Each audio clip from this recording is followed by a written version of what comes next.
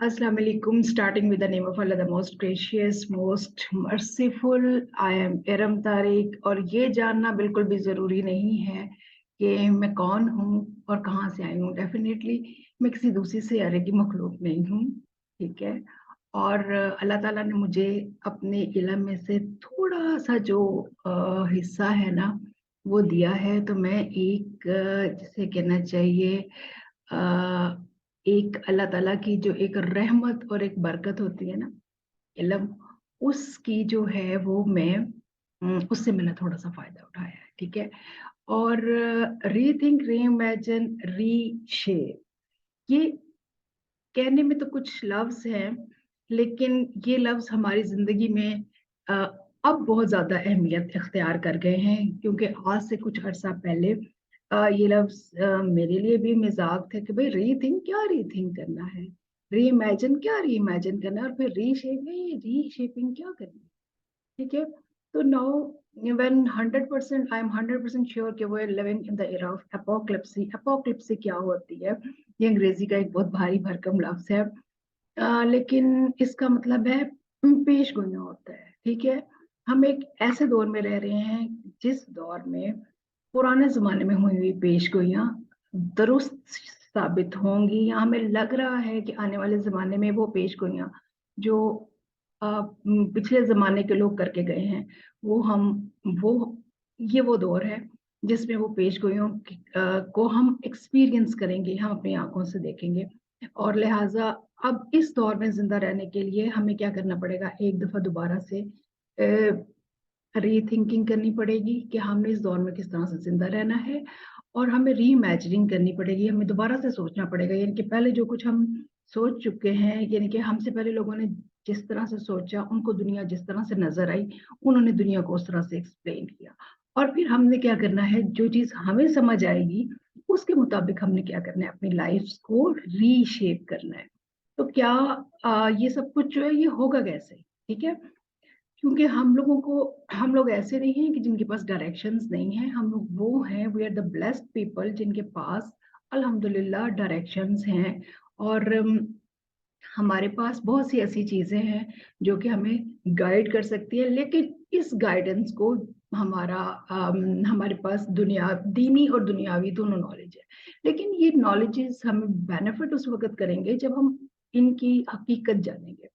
तो ये सारी चीजें, keeping all these things in my mind, हमने एक जो है journey of free thinking start की। और उस जर्नी ऑफ फ्री थिंकिंग में वो हमें उस जर्नी ने मुझे किस तरह से बेनिफिट किया, यही मैं आपके साथ शेयर करूंगी।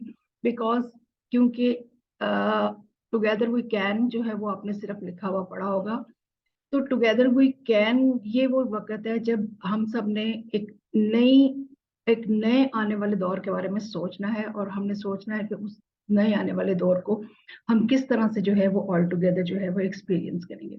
नाउ मैं अपनी जो स्क्रीन है वो आपके साथ जो है वो शेयर करती हूँ, ठीक है। आ, ये लीजिए, ठीक है। Living in the era of apocalypse, ठीक है। इसको ले आते हैं प्रेजेंटेशन मोड में। Okay, living in the era of apocalypse, rethink, reimagine, reshape, right? So I am working on UN initiative, और वहाँ पे मैंने जेंडर इक्वालिटी के बारे में, जनरेशन इक्वालिटी के बारे में मैंने पढ़ा कि यूनाइटेड नेशंस ने एक प्रोग्राम बनाया हुआ है जनरेशन इक्वालिटी, और इसके साथ एक और प्रोग्राम है जो है जनरेशन रेस्टोरेशन। तो ये जो जनरेशंस इक्वालिटी और जनरेशंस रेस्टोरेशंस के प्रोग्राम है, ये बेसिकली है क्या? Accelerating progress for generation equality, ठीक है। So generation equality is the world's leading initiative to accelerate investment in implementation on equal right, ठीक है। अच्छा, ये तो समझ आ गया कि जी ये है। और फिर जब मजीद इस पर मैंने वर्किंग की तो मुझे पता चला कि एक जनरेशन थ्योरी भी एग्जिस्ट करती है। अब ये जनरेशन थ्योरी क्या है?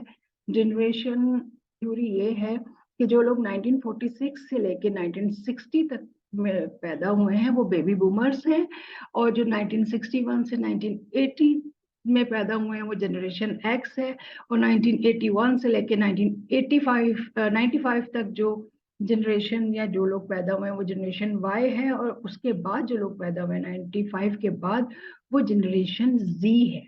ठीक है, तो जी ये बेबी बूमर्स हैं, ये जनरेशन एक्स है, जनरेशन वाई है और जनरेशन जी है, और हम कौन है? हम तो जनरेशन एक्स के लोग हैं। ठीक है, और जनरेशन एक्स के लोग जो हैं इसमें ये जो जनरेशनल थ्योरी बनी हुई है, इसमें क्या चीज जो है वो फैक्टर क्या है? फैक्टर क्या है? एज। ठीक है, यानी कि जो 60 से 70 साल या 70 साल से अबव लोग हैं उनको बेबी बूमर्स कहा गया है, फिर जनरेशन एक्स कहा गया है, फिर generation Y and then generation Z. यानी 20 साल, यहाँ से हम छोटे से लेके बड़ों तक जाएं तो वो 20 साल, 30 साल, 40 साल, 50 साल और 60 साल। ठीक है, अच्छा हम तो जो 60 साल के होते हैं उनको बुजुर्ग कहते हैं, अंग्रेज उनको बेबी कह रहे हैं, ये क्या बात है? दैट्स वेरी स्ट्रेंज थिंग यार, इसके बारे में सोचना चाहिए। ठीक है, लेकिन अब हम किस किस चीज के बारे में सोचें? हम जनरेशन एक्स के बारे में सोचें, वाई के बारे में सोचें, जी के बारे में सोचें, क्योंकि हमने तो चीजों को कंक्लूजन करना है, और हमने क्या करना है? हमने वो नॉलेज जो है वो लेना है जो हमें बेनिफिट करे। तो हम अगर वो बेबी बूमर्स कहते हैं तो ठीक है, हम भी उन्हें बेबी बूमर्स कहेंगे, और हम जो है देखेंगे कि मजीद जो है ये जनरेशनल थ्योरी हमें क्या बताती है। थोड़ा सा जब और स्टडी किया मैंने तो मुझे पता चला कि यार ये जो जनरेशनल थ्योरी है इसमें तो बहुत ज्यादा, यानी कि बूढ़े लोग कितने हैं? 42% हैं। कितने हैं अमेरिका में, कितने अफ्रीका में, कितने, ये सारे के सारे जो कैलकुलेशंस जो हैं, कैलकुलेशंस करके जो है डाटा जो है वो गैदर किया गया है, जिसमें जिसको कहते हैं ना इम्पैक्ट। तो अच्छा मुझे समझ आ गई, ओ माय गॉड, मैं कहा ठीक है जी, जनरेशन इक्वालिटी जो है इसकी मुझे समझ आ गई कि हमने क्या किया हुआ है। हमने दुनिया में रहने वाले इंसानों को जिससे कि उनकी कैटेगरीज बना ली हुई है कि जी ये ये जी है, वाई है, एक्स है, और क्योंकि जाहिर है एजेस है ना। चले ये तो बात सही होगी। अब ये जनरेशन रेस्टोरेशन क्या है? What is generation restoration? इसके बारे में जब मैंने जो डाटा अवेलेबल डाटा था उसमें, वो जो यूएन का डाटा है, ठीक है, उसको जब मैंने जनरेशन रेस्टोरेशन के उसमें देखा तो उसमें कुछ जिससे कहना चाहिए मुझे थोड़ी सी डिफरेंट बातें जो है वो नजर आई। उनका जिक्र जो है वो मैं यहाँ पे नहीं करूंगी, लेकिन जो मैंने उस सारी स्टडी से जो मैंने कंक्लूड की ना जो चीज, वो ये थी कि हम लोग जो हैं जनरेशन, यानी कि जिस तरह से आज से 100 साल पहले जो हमारे बड़े बूढ़े थे, या 200 साल पहले जिस तरह से एक दौर था जब मिर्जा गालिब यहाँ पे दुनिया में थे, ठीक है, फैज अहमद फैज थे, इलामा इकबाल थे, ठीक है, इसी तरह से हमारे जो नियर फ्यूचर में जाए तो परवीन शाकिर जो हैं वो थी, और जो लोग जो आज से तकरीबन 100 साल पहले जो थे वो क्या थे? वो जिंदा थे, वो एक जनरेशन थी। कि हम कहते हैं ना एक जनरेशन खत्म हुई है और अब ये नई जनरेशन आ गई, और ये नई जनरेशन जो है हमारा जनरेशनल गैप है, और ये वो ला बला चला।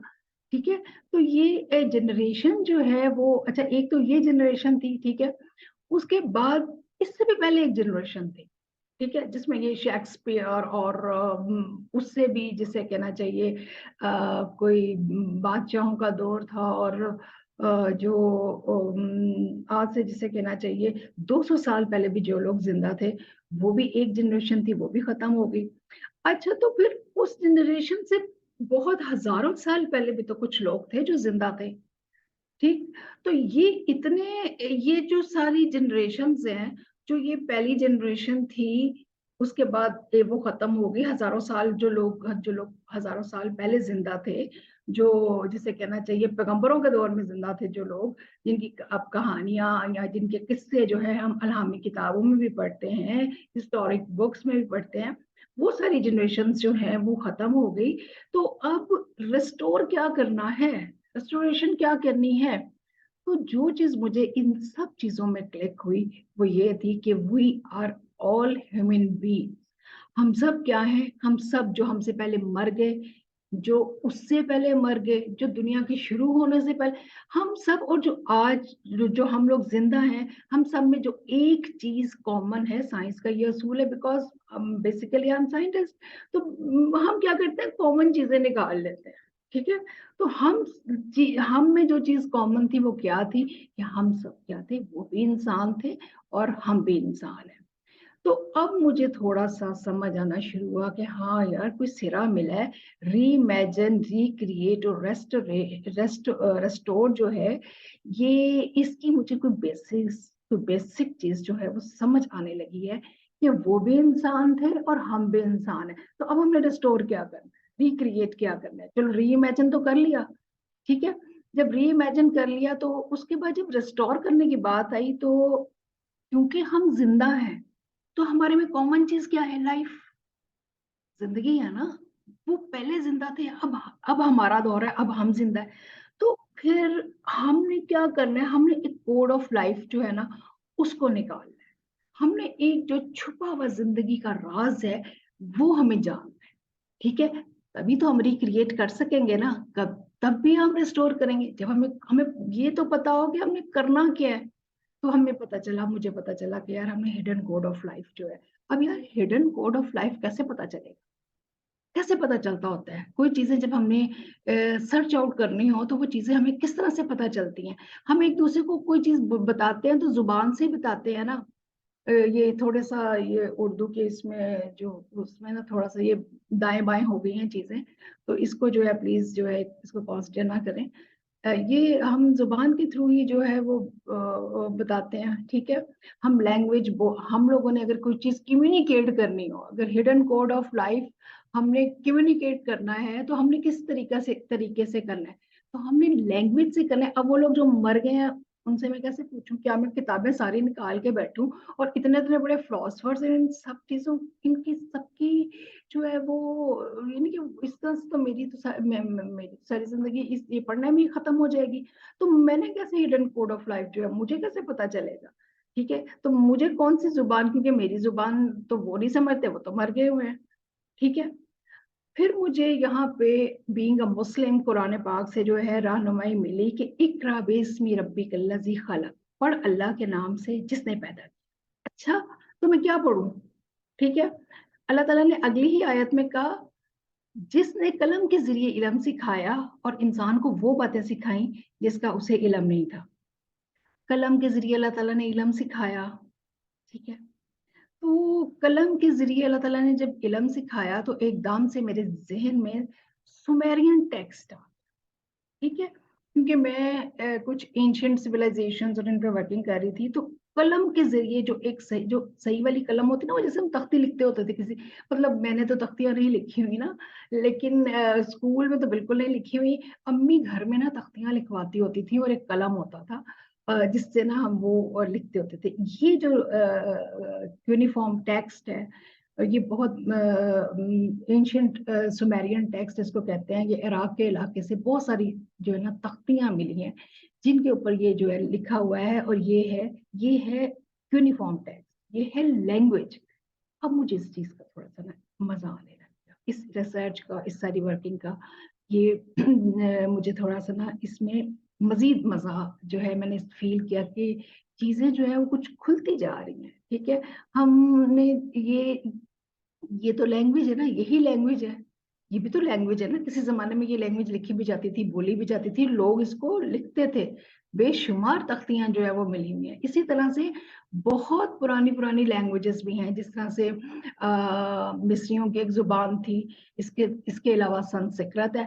तो मैंने कहा ओ माय गॉड यार, मैं ये सारी जुबानें तो मुझे नहीं आती, मुझे कैसे पता चलेगा। चलो, मैं अब ये जो हिडन कोड ऑफ लाइफ की जो ढूंढने की मैंने जो जर्नी स्टार्ट की है, ये तो बड़ी मुश्किल है, ये तो नहीं पता चलने वाली। ठीक है, तो मैंने कहा अच्छा जी चले, कुछ जो है थोड़ा सा और जो है वो इस पे रिसर्च करते हैं, देखते हैं मजीद ये जो इसके बारे में हमें क्या जो है वो पता चलता है। तो मुझे पता चला कि ये सारी लैंग्वेज तो डिसाइफर हो चुकी है, that's very strange for me, मेरे लिए ये बड़ी अजीब सी बात थी। यानी कि ये जो इन तख्तियों पे लिखा हुआ है वो पढ़ा जा चुका है। डिसाइफर का मतलब होता है ये जो अजीबो गरीब किस्म के निशान मुझे थोड़ी देर पहले लग रहे थे, या आपको ये सारे, ये मुझे पता चला कि जी ये सुमेरियन, अभी मैं क्योंकि इनका नहीं कर रही, ये जो सुमेरियन टेक्स्ट, और क्योंकि मैं ये लैंग्वेजेस पढ़ा नहीं रही, ठीक है, तो मैं जो है वो यानी कि मैंने ये कोर्स, ये लैंग्वेजेस तो नहीं ना पढ़ा रही, एंशियंट लैंग्वेजेस की कोई वो तो नहीं, क्लास तो नहीं चल रही,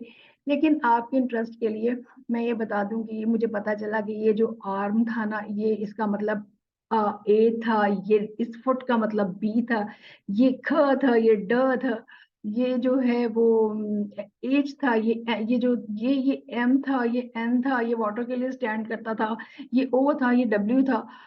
तो और इसी तरह से ये जो निशान, ये जो मुझे जो पहले कलम से बने हुए निशान थे, ये भी ए बी सी डी ये निशान ये थे। तो ये मेरे लिए जानना, ये कैसे पता चला, ये लैंग्वेज किस तरह से पता चली।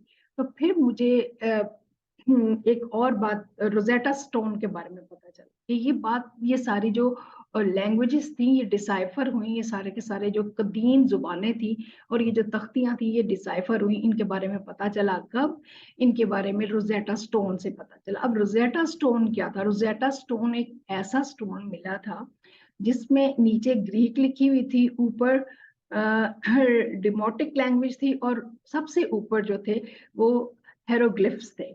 ये जो मिस्री लैंग्वेज होती है ना, उनको हेरोग्लिफ्स कहते हैं, ठीक है। और ये सारी, क्योंकि सबसे नीचे ग्रीक जो है सबसे पुरानी लैंग्वेज है, और वो लैंग्वेज आज तक एग्जिस्ट करती है, इसलिए सबसे नीचे जो एक ही वाक्य था जो इस पे 3 जुबानों में लिखा हुआ था। तो लिहाजा अब आप खुद सोच लें कि नीचे ग्रीक लिखी हुई थी, तो ऊपर वाली जुबानें जो थी क्यूनिफॉर्म, दरमियान में ये क्यूनिफॉर्म थी, और ऊपर जो थी वो ये मिस्रियों की जो जुबान होती है, जिसको जो तस्वीरी जुबान की जिसको ये कहते हैं, ठीक है, ऊपर वही वाक्य जो था वो इस जुबान में लिखा हुआ था, ठीक है। तो ये मिला कैसे? तो ये हुआ ये कि French army engineers who were the part of Napoleon Bonaparte, जब नेपोलियन ने इजिप्ट पे हमला किया था और वहां पे एक 1799 में एक लड़ाई लड़ी गई थी, तो उसके इंजीनियर्स को ये जो था, ये एक बहुत बड़ा जो है ये स्लैब जो है ये मिले थे, जिसको, क्योंकि ये टाउन ऑफ राशिद से जो है, या रशीद जो भी है वहां से मिली थी, तो इसको उसी निस्बत से रोजेटा स्टोन जो है वो कहा जाता है। और ये अभी भी जो है अमेरिका, सॉरी इंग्लैंड के जो है वो। तो मुझे फिर कुरान की जो है आयत, पढ़ अल्लाह के नाम से जिसने कलम के जरिए लिखना सिखाया, ठीक है। तो लैंग्वेज ये सिर्फ यही लैंग्वेज नहीं थी, गारों में भी कुछ जो है वो अपना तस्वीरें बनी हुई हैं। यानी इसका मतलब है वो जो जिंदगी का ताल्लुक था, वो जो हमसे पहले लोग मर गए थे, ठीक है, वो जाते जाते अपनी कुछ निशानियां छोड़ गए। इसलिए जब हम कहते हैं कि अब हम जदीद कोई अगर देखें, कोई वीडियो देखें, या जदीद लोगों की जो रिसर्चर्स हैं उनकी कोई भी वीडियो देखें, तो वो कहते हैं जी एंशियंट जो हमारे फोर फादर्स थे, वो ये कहते हैं ना कि एंशियंट जो हमारे वो हमें सारा का सारा नॉलेज दे के गए हैं। बीइंग अ मुस्लिम हम इन चीजों को फॉलो नहीं करते, ठीक है, लेकिन they talk in the language of knowledge, ठीक है। तो ये जो जुबान है ये जो है ये गारों में भी कुछ कहानियां लिखी हुई हैं, उससे भी पुरानी कहानियां लिखी हुई हैं, ठीक है। और कोई कहानियां तो बहुत करोड़ों साल पहले जो है वो उस दौर की जो गारें हैं उसमें लिखी हुई हैं। तो क्या इसका ये मतलब है कि इंसान जो है इतने करोड़ों साल पहले भी एग्जिस्ट करता था? तो फिर अब लैंग्वेज जो ताल्लुक, जो कोड ऑफ लाइफ की जो सर्च थी उसमें जो ताल्लुक जो है वो बना, वो क्या बना? वो ताल्लुक बना लैंग्वेज, ह्यूमन और नॉलेज, यानी कि जुबान जो कि हजारों साल से थी, और इंसान जो कि कभी ना कभी किसी ना किसी जमाने में जिंदा थे। और इनकी बेस पे एक नॉलेज जो उन्होंने जनरेट किया था, जो अभी तक, जो आज के दौर तक जो है वो एग्जिस्ट करता है। ठीक है, लैंग्वेज, ह्यूमन एंड नॉलेज। ठीक है, इन सब का जो ये सब चीजें एक दूसरे के साथ क्या है, इंटरलिंक्ड है, ये एक दूसरे के साथ जुड़ी हुई है। ये अब हम क्या कर रहे हैं, हम रीइमेजिन कर रहे हैं। अब नॉलेज जो है वो कौन सा नॉलेज था हजारों साल पहले, कौन सा नॉलेज था?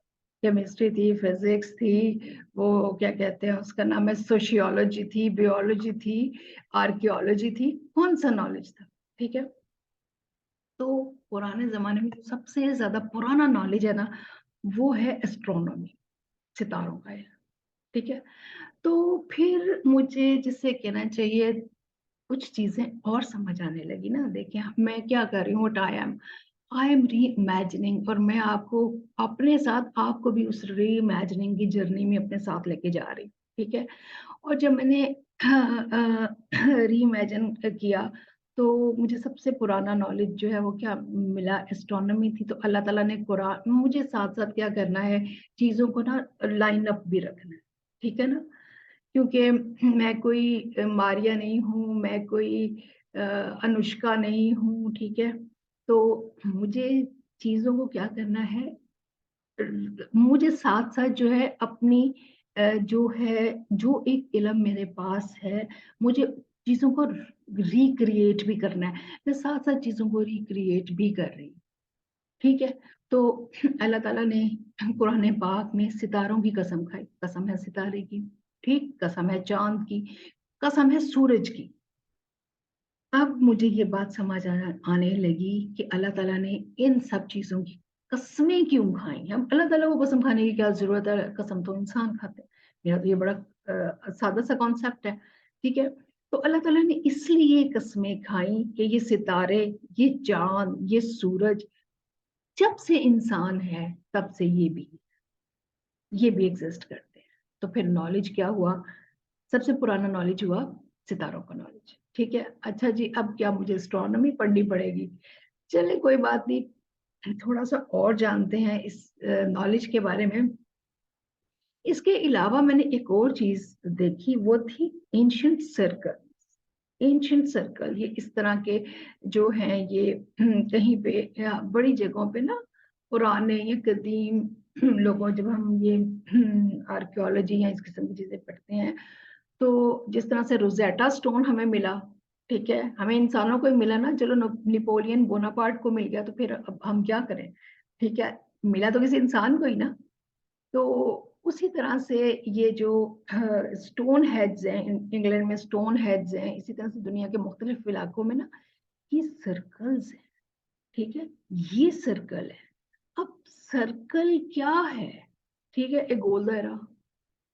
ठीक है, तो इस गोल दायरे में क्या नॉलेज है? ठीक, इस गोल दायरे में क्या नॉलेज है?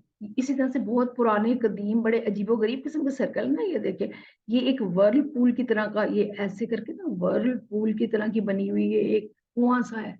ठीक है, ठीक, तो ये सर्कल जो है ये इतना इंपॉर्टेंट क्यों है? अब ये सर्कल, सूरज, जब पुराने जमाने में क्या नजर आता था लोगों को? सूरज नजर आता था और चांद नजर आता था, वो इसकी इबादत भी करते होते थे। तो वो क्या, ये सूरज और चांद की इबादत सिर्फ इस वजह से करते थे कि ये सूरज है, ये निकल आता है, ये चांद है, ये निकल आता है?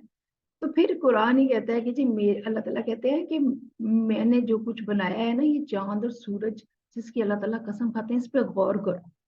ठीक है, तो जब इस सर्कल को पे आप ये सीधी लाइनें लगाए ना, तो ये सर्कल 4 हिस्सों में डिवाइड हो जाता है। ठीक है, मुझे मैथ्स कभी भी जिंदगी में अच्छा नहीं लगा, बहुत बुरा लगा, समझ ही नहीं आता था। ठीक है, लेकिन अब जब मैंने चीजों को एक्सप्लोर किया, तो मुझे लगा कि यार मैथ्स तो बहुत आसान चीज थी। तो जिन्होंने मैथ्स को हमें पढ़ाया, उन्हें यहाँ से उन्होंने सादा सिंपल मैथ से हमें सिखाना चाहिए था। मैथ तो हमें बहुत डरावना लगता था। ठीक है, तो ये एक सादा सा जब सर्कल, ठीक है, इस पे जब एक सादा सादा 4 लाइनें लगा दी गई, तो क्या हुआ, ये 4 हिस्सों में डिवाइड। ठीक है, जिस तरह से मौसम कितने होते हैं, मौसम भी 4 होते हैं। ठीक है, तो उसके बाद इसकी जब पैमाइश की गई तो 90 डिग्री, 270 डिग्री, 180 डिग्री, 30 डिग्री, ये 360, ये कैसे हुआ कि ये जो सर्कल है ये 360 का है। इसको इक्वल पार्ट्स में ये लाइनें मजीद लगाई गई, सादा सी लाइनें जब मजीद लगाई गई तो पता चला कि ये जो सर्कल जो है ये 360, ये टोटल सर्कल जो है ना ये 360 का होता है। ठीक है, तो उसमें जब ये अपना ये जो इसमें कुछ लाइनों को, कुछ लाइनों की असल में मैं आपको सादा बता रही हूँ ताकि आपको समझ आए। ठीक है, जब ये लाइनों को यानी कि एक आसान यानी कि एक सादा से सादा जहन रखने वाला इंसान भी ये चीज समझ जाए कि जो बात बताई जा रही है वो कितनी बड़ी बात है, लेकिन वो कितनी आसान सी बात है। अब जिन लाइनों को मैंने पहले ये सीधा लगाया था और इस तरह से इनको क्रॉस सेक्शनल लगा के इसको किया था, उन्हीं लाइनों को मैंने उठा के क्या किया, इस उनकी तरतीब बदल दी। ठीक है, एक लाइन यहाँ से यहाँ लगाई, एक लाइन यहाँ से यहाँ लगाई, एक इधर लगाई, एक इधर लगाई, एक इधर लगाई, और फिर उन सबको क्या किया, एक दूसरे से मिला दिया। दिस इसके साथ मिला दिया, इसको इसके साथ मिला दिया, तो क्या हुआ, मुझे ये 60 डिग्री के साथ ये कितनी मुझे कोने मिल गई, 1 2 3 4 5 और 6, दिस इज हेक्सागन। ये तो मैंने आपको क्या करना शुरू कर दिया, मैथ्स ही पढ़ाना शुरू कर दिया। तो ये मैथ्स क्या है, मैथ्स इज द नॉलेज। इस नॉलेज पे बेस करके और ये मजीद ये जो जिसको अब ये आप कहकिशां कहते हैं, ये इस कहकिशां की भी ये एक तरतीब है। इस कहकिशां में भी एक मैथमेटिक्स जो है ये इन्वॉल्व है। इस मैथमेटिक्स के बारे में मैं आपको अलहदा से बिल्कुल जो है, क्योंकि बिकॉज पहले मेरा ख्याल था कि मैं 17th को ये सारा नॉलेज जो है ये रिवेल करूं और थोड़ा सा किसी कुछ लोगों के साथ जो है इसको करूं और फिर कोई क्वेश्चंस लूं, लेकिन अब मुझे लग रहा है कि ये नॉलेज जो है वो रिवेल कर देना चाहिए, बिकॉज हमारे पास टाइम जो है ना वो लिमिटेड है, वी डोंट हैव टाइम। ठीक है, हमारा टाइम कम होता जा रहा है और जब तक हम नॉलेज को स्प्रेड नहीं करेंगे हम रीथिंकिंग नहीं कर सकते, हम री इमेजिन नहीं कर सकते। ठीक है, तो ये एक खास किस्म की तरतीब है जिसको फेबोनाची नंबर्स जो है, ये एक फेबोनाची नंबर्स कहते हैं, और ये एक खास किस्म की तरतीब है। और ये जो तरतीब है ये कायनात में कहकशां में भी पाई जाती है। ये जो समुंदर में तूफान उठते हैं उनमें भी ये तरतीब पाई जाती है, और ये तरतीब फूलों में भी पाई जाती है। फूलों की जो होती है ये जो फॉर्मेशन होती है, ये तरतीब दुनिया में हर जगह है।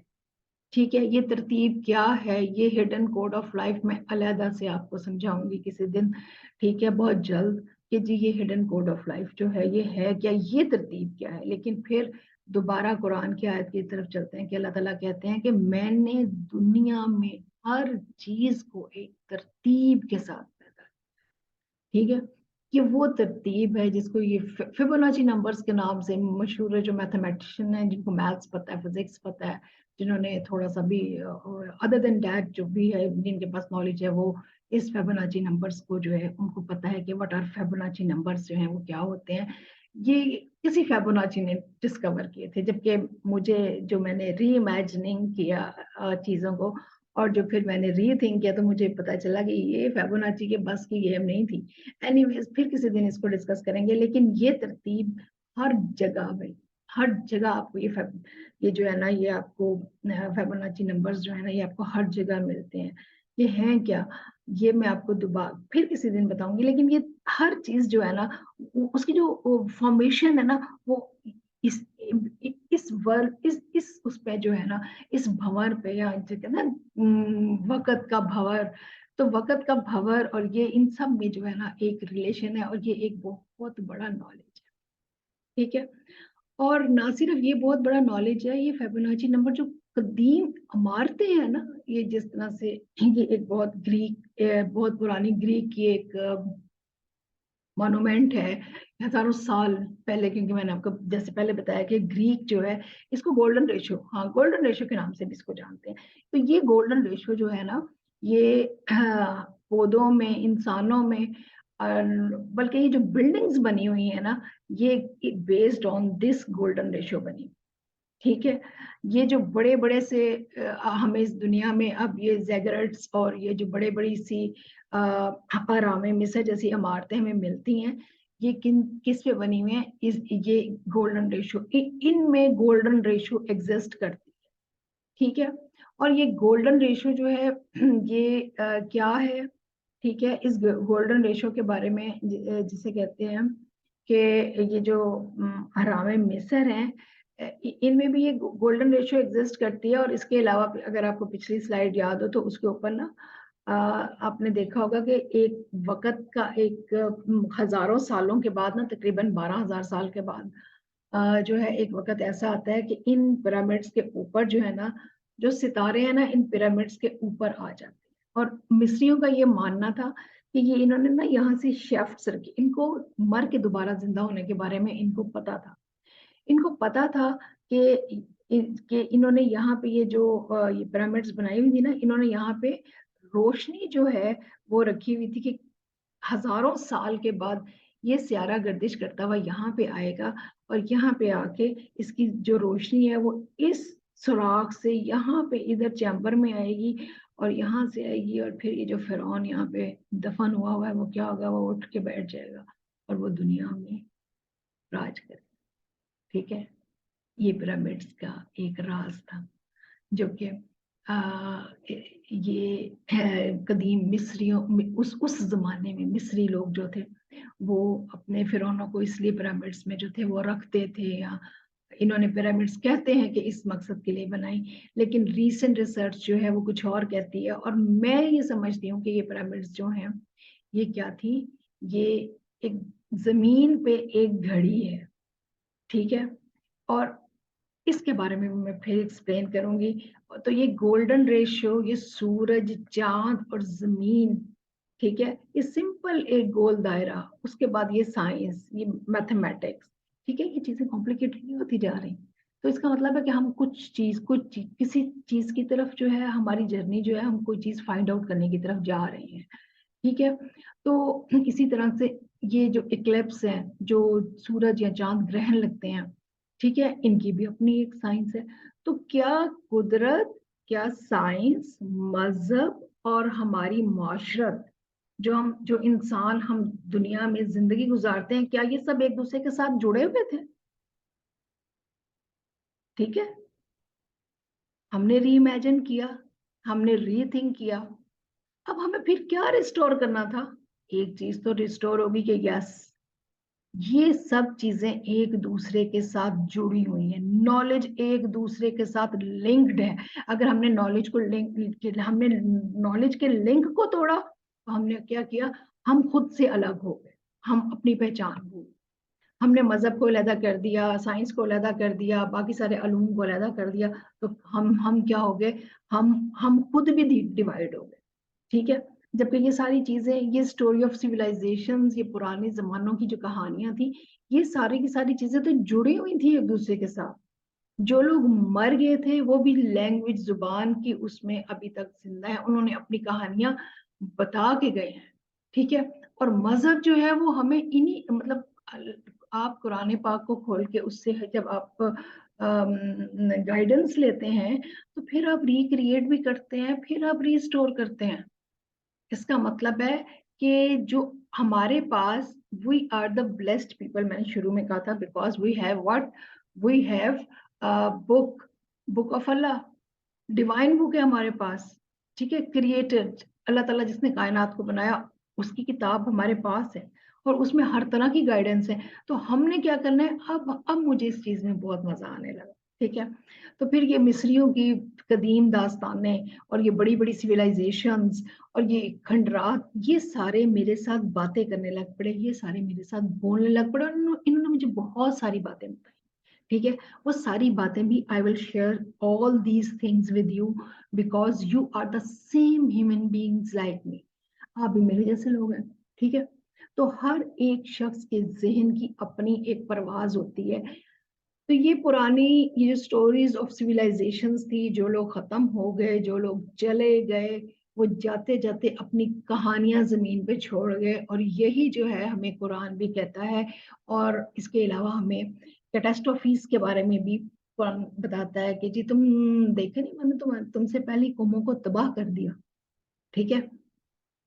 तबाही की रीजन क्या थी वो तो हम बाद में देखेंगे, ठीक है, अभी हम रीजन पे बात, लेकिन लोग तबाह हो गए। हम जनरेशन पे बात कर रहे हैं, पुरानी जनरेशन पे बात करें, हम लाइफ पे बात कर रहे हैं, हम जिंदगी पे बात कर रहे हैं। हमें जिंदगी का एक कोड निकालना है जो कि छुपा हुआ है। ठीक है, तो ये जो तबाहियां थी, और हमने ये भी देखना है कि पुराने जमाने में भी तबाहियां जो थी वो आई, और वो कौन सी तबाहियां थी जो पुराने जमाने में। ठीक है, कितनी दफा ये दुनिया जो है ये तबाह हुई। ठीक, तो अब अगर हम साइंटिफिक बेसिस पे जाएं, हम साइंटिफिक नॉलेज की बात करें, तो अगर आप नासा की वेबसाइट खोलें ना, तो आपको पता चलेगा कि सूरज की तरफ, सूरज से एक तूफान जो है वो क्या कर रहा है, सूरज से एक तूफान जमीन की तरफ बड़ी तेजी से बढ़ रहा है। लेकिन वो क्या करता है, वो क्या कर रहा है कि जब यहाँ पे जमीन के पास पहुंचने लगता है ना, तो जमीन की ये मैग्नेटिक फील्ड, ठीक है, अब ये ना बहुत जिसे कहना चाहिए स्ट्रेंज साइंस है, बहुत एक ना मुश्किल किस्म की साइंस है, जिसको मैं कोशिश कर रही हूँ कि एक आसान आसान तरीके से आपको समझाऊं। कि जब ये सूरज से ये जो तूफान निकलता है ना, ये यहाँ पहुंचता है, तो उसके बाद क्या होता है, जमीन की जो कशिश है ना, वो इसको इधर उधर कर देती है, इन रेज को दाएं बाएं कर देती है। फिर क्या होती है, ये रेज इधर जाती हैं, इधर आती हैं, तो लेकिन ये फिर रेज जो है ये जमीन में कहाँ, किस तरफ से जाती है, ये पोल्स, जो हमारा कुतबे शुमाली, कुतबे जनूबी, जो हमारे पोल्स हैं, नॉर्थ एंड साउथ पोल्स जो है, ये नॉर्थ और साउथ पोल से जो है ये जमीन की तरफ जो है, जिसको हम ग्लोबल वार्मिंग कहते हैं ना, कि जी ये जो हमारी शील्ड है, ये जो जमीन के इर्द गिर्द शील्ड है, जो डायरेक्ट सन रेज को आने से रोकती है। ठीक है, और ये हमारी मैग्नेटिक फील्ड का, ये सारी चीजें आपस में, ये साइंस है सारी की सारी। ठीक है, लेकिन फिर भी ये जो सूरज की ये जो तूफान, जो उठा हुआ तूफान है, ये जमीन पे पहुंच रहा है, कहाँ, पोल्स पे। ठीक है, तो उनका दर्जा हरारत देखे ना, हम कहते हैं जी ग्लेशियर्स पिघल रहे हैं, तो ग्लेशियर्स में हम कहते हैं जी बड़ी जी कोई कॉन्स्पिरेसी है, और ये हमने ना गलत अपने आप को ना, कॉन्स्पिरेसी की कोई कॉन्स्पिरेसी नहीं है, साइंस है। पोल्स पिघल रहे हैं। ठीक है, अल्लाह ताला ने जब कहा कि पढ़ अल्लाह के नाम से, तो अल्लाह के नाम से ही पढ़ लेना था। ठीक है, तो अल्लाह के नाम से, अब देखे ना, मैंने तो सीधी सी बात है, अल्लाह के नाम से ही पढ़ना शुरू किया, एक्सक्यूज मी। तो जब मैंने पढ़ना शुरू किया अल्लाह के नाम से, तो मुझे इतनी सारी चीजें, बिकॉज मेरा बेसिक नॉलेज है, ठीक, तो वो मुझे इतनी सारी चीजें पता चली, और तभी मुझे ये भी पता चला कि ओ अच्छा, तो ये बात भी है। तो ग्लोबल वार्मिंग जो है, जो कॉस्मिक कैटास्ट्रोफीज जो है, वो पहले, अब मुझे ये देखना था कि अच्छा ये तो आज की बात है, कि ये आज की साइंस है, ये मुझे पता है कि एक सोलर विंड है और ये सारा कुछ है। तो क्या पुराने जमाने में भी ऐसा कुछ हुआ था? तो ये मुझे फिर डायनासोर्स के जमाने, देखे ना, मैं तो बिल्कुल डायनासोर्स के जमाने में पहुंच गई हूँ, प्रोटोजोआ ने घेरा, और उससे पहले फिर जो है फिर दुनिया तबाह हुई, तबाह दुनिया, फिर जुरासिक era, और फिर यार मुझे आपको इतनी साइंस नहीं पढ़ानी है, मुझे ना आपको आपका कॉन्सेप्ट क्लियर करना है। तो चले, ये सारे जो ये सारा दौर जो है ये दुनिया पे गुजर चुका है। ठीक है, ये सारी तबाहियां दुनिया ने, ये फॉसल्स जो है, फॉसल्स का जमाना जो है, ठीक है, कुछ चीजें जमीन में क्या है, फॉसल्स के एज अ फॉसल्स जो है वो क्या है, सेफ है, महफूज है। और उसके बाद क्या है, ये मुख्तलिफ जमानों का हमें पता जो कैसे चला, ये हमें जमीन से पता चला, जमीन की स्टडी की है, ये मैंने आपने नहीं की। ठीक है, ये पाकिस्तानी या हिंदुस्तानी लोगों ने नहीं की।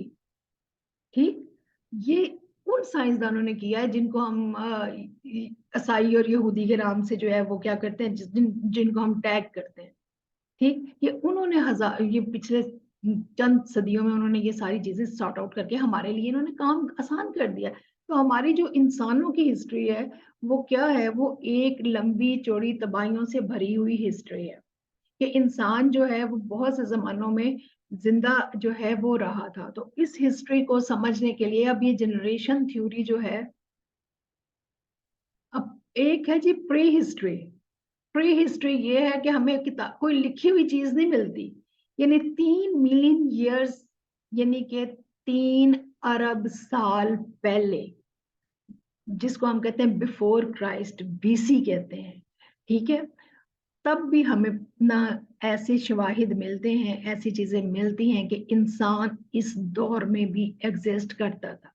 और उसके बाद हम थोड़ा सा आगे चलते हैं तो हमें एग्रीकल्चर के भी सबूत, एग्रीकल्चर भी मिलते हैं, लेकिन हमें लिखी हुई कोई चीज नहीं मिलती, हमें कोई तख्ते नहीं मिलती, कोई रिटन नॉलेज नहीं मिलता। हमें गारों में क्या मिलता है? गारों में तस्वीरें बनी हुई जरूर मिलती है, ठीक है।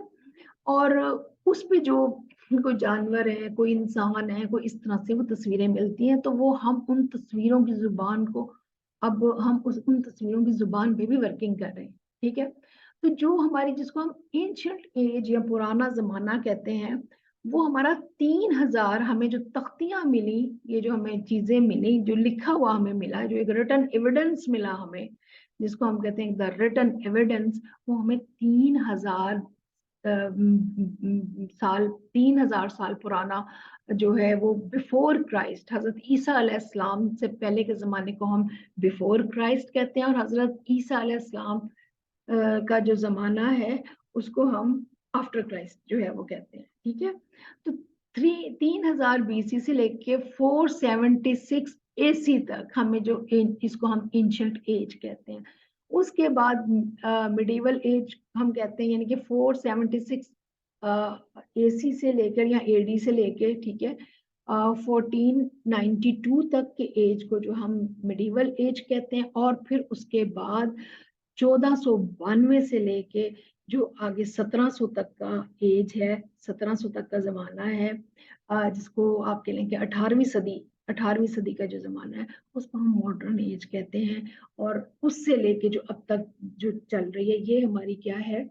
ये हमारी रीसेंट एज है, ठीक है। तो ये, इसको हम प्री हिस्ट्री कहते हैं। ये 3 अरब साल पहले, और ये जो हमारा नाउ डेज 3000 बिफोर क्राइस्ट, ये हजरत ईसा अलैहिस्सलाम से पहले के 3000 साल, ठीक है। और हजरत ईसा अलैहिस्सलाम से लेके अब तक का जो जमाना है, ये है हमारी हिस्ट्री, इंसानों की हिस्ट्री, जो कि ये वो हिस्ट्री है जो जमीन पे बिखरी हुई है, ठीक है। तो इस हिस्ट्री में जो हमें पता है, दुनिया बड़ी दफा तबाह हुई, ठीक है। 1,44,000 साल पहले भी दुनिया तबाह हुई, पूरी दुनिया तबाह हो गई। जब डायनासोर्स एक्सटेंट हो गए, डायनासोर्स चले गए, लेकिन इंसान फिर भी बचे, ठीक है। उसके बाद जो है दुनिया फिर तबाह हुई, फिर दुनिया 72,000 साल पहले भी तबाह हुई, बड़ी दफा दुनिया तबाह हुई। और जो सबसे रिसेंट दुनिया तबाह हुई, वो हजरत नूह अलैहिस्सलाम का जमाना था, जब दुनिया तबाह होके एक दफा फिर आबाद हुई, ठीक है।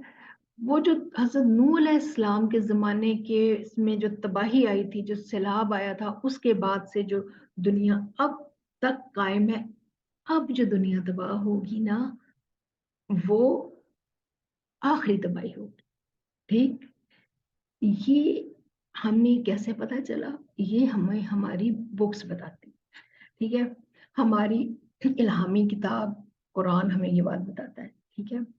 तो इसका मतलब है कि जो मौजूदा जमाना है, जिसको हम साइंटिफिक एज कहते हैं, ठीक है, तो इसमें कुछ चीजें जो हमें बताई जा रही हैं वो सच नहीं है, ठीक है।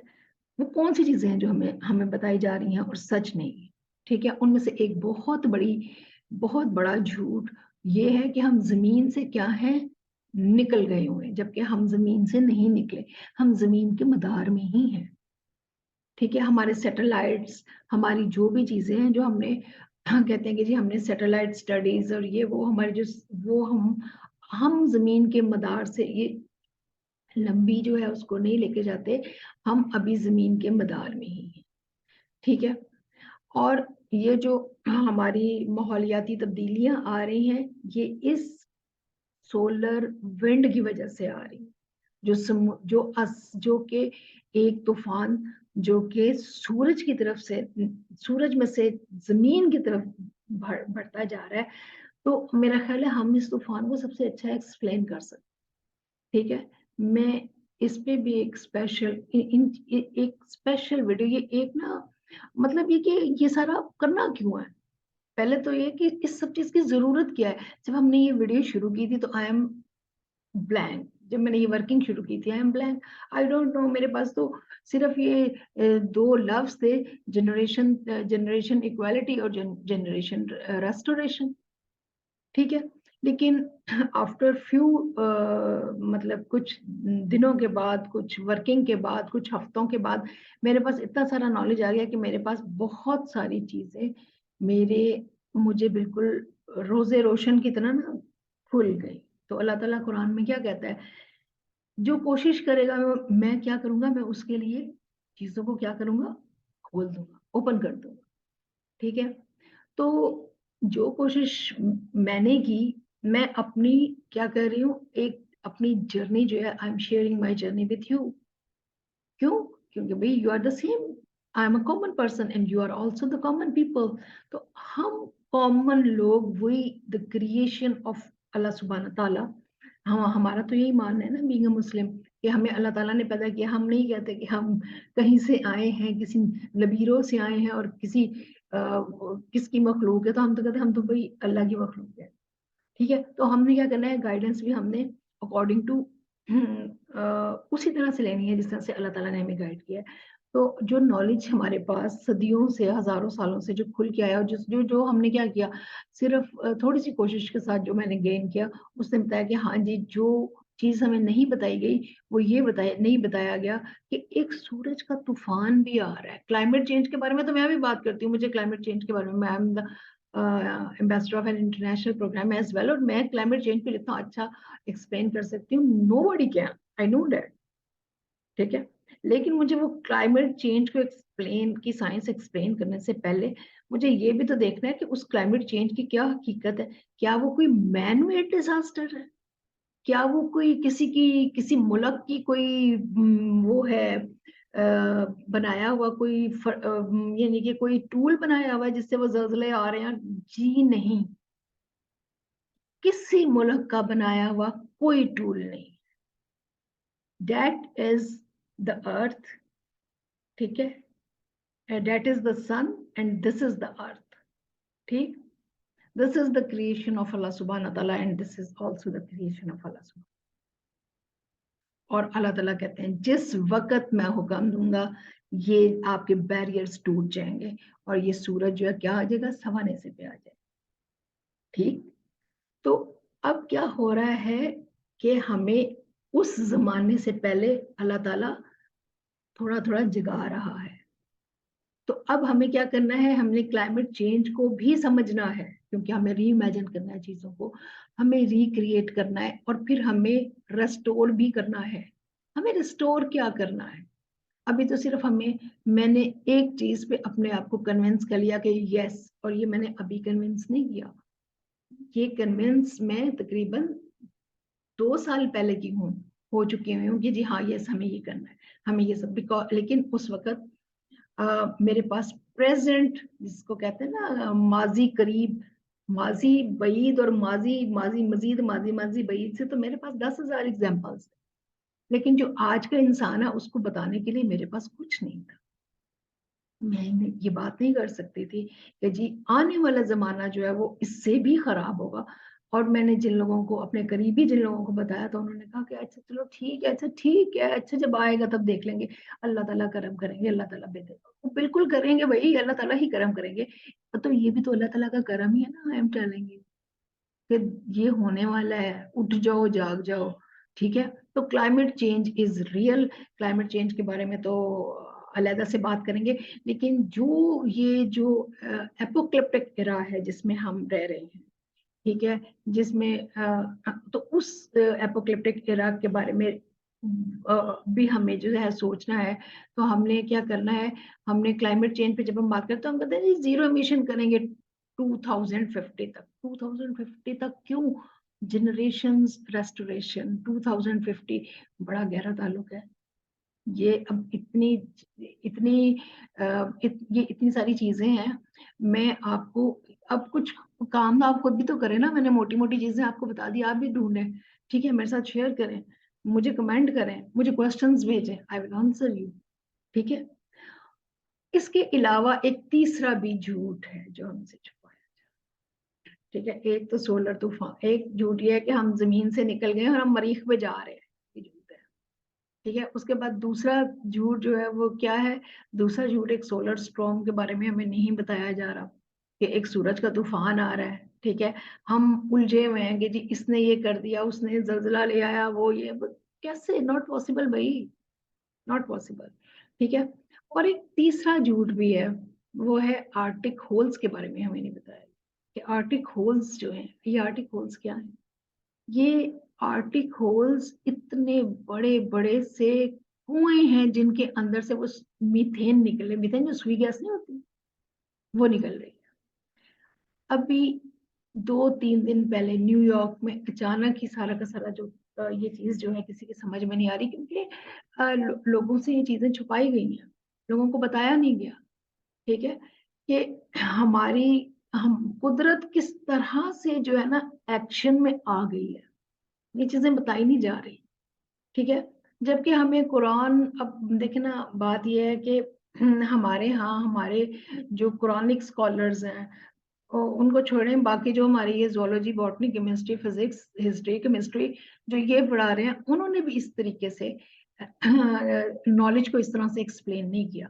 उसकी वजह ये नहीं है कि उन्हें पता नहीं था या वो पढ़ा नहीं सकते थे, वो बता सकते थे, हमें डायरेक्शंस नहीं मिली ना ऐसी, और हम में से किसी ने इंडिविजुअल एफर्ट नहीं की कि हम क्या करें, खुद से फाइंड आउट करें। अब किसी वजह से कोई भी लाइक मी या कोई और अगर ये चीजें फाइंड आउट कर रहा है, तो दूसरों का ये फर्ज है कि वो क्या करे, इस पकड़ के ना, इस स्ट्रिंग को पकड़ के आगे वर्किंग करें। ठीक है, इसमें से जो मजीद, इसमें से काफी सारी चीजों पर मैंने बात की है, उनमें से सब चीजों को देखें, या सब चीजों को नहीं, कुछ जिस चीज में उनका इंटरेस्ट हो, देखें कि इसमें कितनी रियलिटी है। ये जो बात बताई जा रही है, जो बात बताई गई है, ये कितनी दुरुस्त है। ठीक है, अगर मैंने बताया कि आर्टिक होल्स हैं जिनके अंदर से मीथेन, मीथेन सुई गैस होती है, आप एक ऐसे करके तीली लगाए ना तो क्या होता है, फौरन फ्लेम जो है वो निकल आता है। एक तरफ तो ये सुई गैस के इतने, ये आर्टिक होल्स जो हैं, ये इतने बड़े बड़े से ये तबाही के दहाने हैं जो दुनिया के मुख्तलिफ हिस्सों पे, ये यहाँ पे। अब मैं एक बहुत बड़ी बात कर रही हूँ, अब कोई ना एटॉमिक जंग नहीं होगी, ये एटम बम ये वाली जंग कभी नहीं होगी। ठीक, क्योंकि बहुत अब सबको तकरीबन जो ऊपर लेवल के जो भी लोग हैं ना, डिसीजन मेकर्स इनको कहते हैं, उनको पता चल गया हुआ है कि ये दुनिया तबाह, अगर हमने एक बम फोड़ा तो पता नहीं किस जगह से, किस कोने से ये जो गैस के दहाने हैं यहाँ पे ये फट जाए, और कोई आतिशफिशा जो है वो फट जाए, जमीन के अंदर छुपा हुआ कोई आतिशफिशा जो है, वॉल्केनिक एरप्शन जो है वो हो जाए।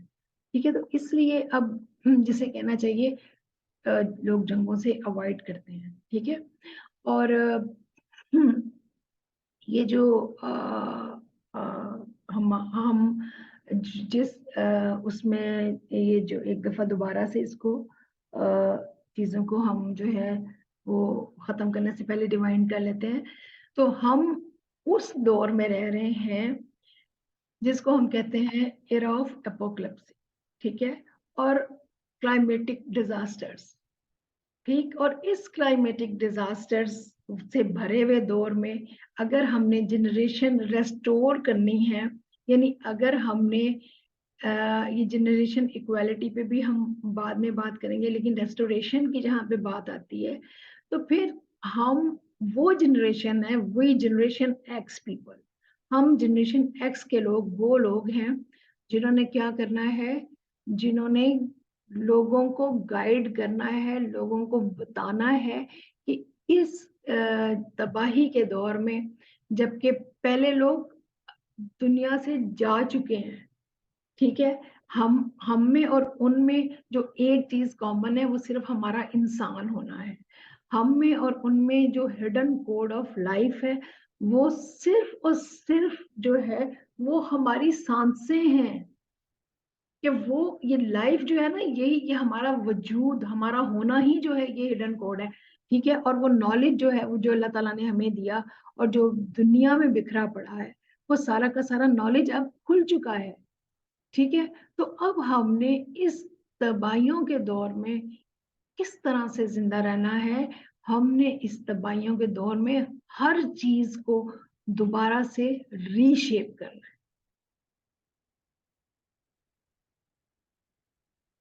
ये इस सारी एक जितना भी टाइम 1 घंटा है या 20-30 मिनट की जो भी सारी 40 या 50 मिनट की जितनी भी देर की डिस्कशन है, इसमें जो कंक्लूजन है वो ये है कि हमने अब बैठ के दोबारा से चीज़ों को क्या करना है, रीशेप करना है। क्यों? क्योंकि अब जो क्लाइमेटिक डिज़ास्टर्स हैं, वो हमारे सामने आ रही हैं, ठीक है? हमने सैलाब को भी एक्सपीरियंस किया, उसके बाद हमने ज़लज़लों को भी एक्सपीरियंस किया, उसके बाद ज़लज़लों के बाद जो है वो अब हम एक कमिंग आइस एज को भी जो है वो एक्सपीरियंस कर रहे हैं।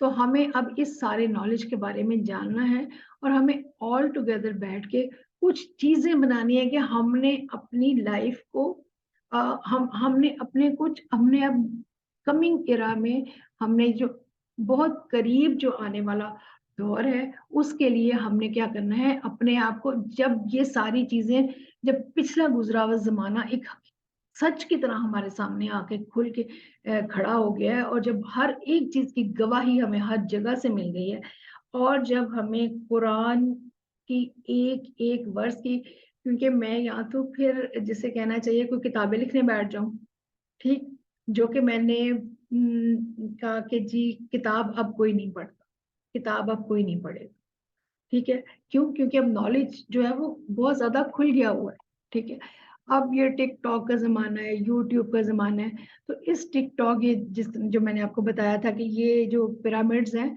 ये जमीन पे क्लॉक्स हैं ठीक है ये किन लोगों ने बनाए आई विल टेल यू किन लोगों ने बनाए ठीक है ये एक ऐसा वक्त आता है कि जब ये जो है हमारे 3 कॉन्स्टलेशन के जो 3 इसको ओरियन बेल्ट कहते हैं ये 3 एग्जैक्ट इनके ऊपर आ जाते हैं तो क्या पुराने जमाने का नॉलेज जो था वो इतना हमारे से भी ज्यादा एक्यूरेट था बिल्कुल एक्यूरेट था और ये नॉलेज अल्लाह ताला ने उन लोगों को दिया हम इंसान वहां किसी भी डार्विन की थ्योरी से नहीं बने हुए ठीक है हम डिवाइन हम अल्लाह ताला की मखलूक है ठीक है और ये जो इतनी सारी सिविलाइजेशंस तबाह हो गई ये क्यों तबाह हो गई ठीक है ये बहुत से लोगों को पता है सब जानते हैं कि एक ये सारी सिविलाइजेशन क्यों तबाह हुई ठीक है इस वजह से इस वजह से तबाह हुई थी कि इनके लोग जो थे वो तवज्जो नहीं देते थे इनके लोग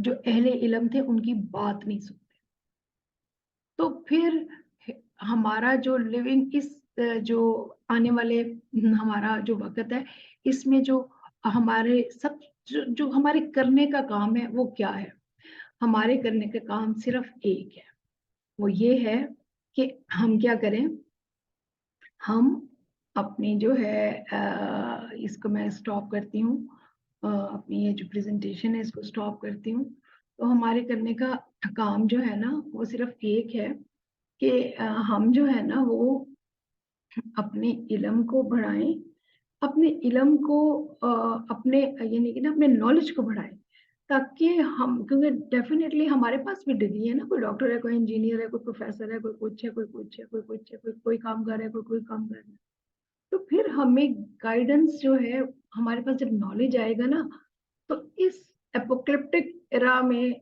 रहने के लिए सबसे ज्यादा जरूरी है कि आप अपना नॉलेज क्या करें अपग्रेड करें ठीक है और कुछ नॉलेज यानी कि ये जो नॉलेज है मैं इसको जो बिखरा हुआ नॉलेज है इतना नॉलेज जो बिखर गया है इसको समेट के कुछ मैं आपको दे दूंगी लेकिन भाई सीधी सी बात है देखना तो आपने है ना अल्लाह ताला भी कहते हैं कि जी मैं तो हदायत तो उसको देता हूँ जो चाहे ठीक है जो अपना मैंने अपना मेरी इन्वेस्टमेंट मेरी मैंने अपना टाइम इन्वेस्ट किया है मैं अपना टाइम इन्वेस्ट कर रही हूँ मैं अपना टाइम इन्वेस्ट कर रही हूँ मैं क्यों टाइम इन्वेस्ट कर रही हूँ बिकॉज मुझे अपने बच्चों के लिए एक बेहतर फ्यूचर चाहिए मुझे अपने आने वाली नस्लों के लिए एक बेहतर जगह चाहिए एक बेहतर मुल्क चाहिए एक बेहतर प्लेस चाहिए जहाँ पे हम सरवाइव कर सके तो definitely it's if it is the struggle towards survival तो फिर जो है नॉलेज ने ही हमारी हेल्प करनी है और मेरी आपसे रिक्वेस्ट है कि आप कोई भी आपको अगर सवाल हो तो आप पूछें और बिल्कुल भी हेजिटेट ना करें। I will definitely answer you.